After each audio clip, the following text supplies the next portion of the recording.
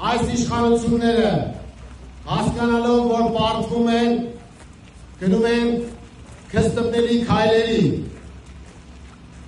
մարդկանց ահաբեկում են, սպառնում են, որ աշխատանքից կազատեն, կամ էլ արդեն ազատում են, նրանք ովքեր գալիս են ընդդիմության հետ հանդիպմանը, սպառնալիքներ են հնչեցնում, մենք ոչ ենք անում այդ մարդկանց, ովքեր վտանգ են տեսնում իրենց խոսքը ասել բուն ընտրության օրը, նոյեմբերի 16-ին։ Այս իշխանության գործիքակազմը քաղաքական հետապնդումներն են։ Սրանք կամ հանցագործություն են պատվիրում,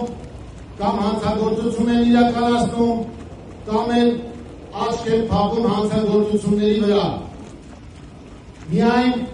մեկ օրինակ բերեմ, որպեսզի պատկերացնենք, թե սրանց էությունը որն է։ Մայր Հայաստանի նախընտրական շտաբի պետ Գևորգ Ստեփանյանը, ով հանդիսանում է նաև Երևանի ավագանու Մայր Հայաստան խմբակցության անդամ, խնդիրներ ունեցել կապված իր մեքենայի այրման հետ։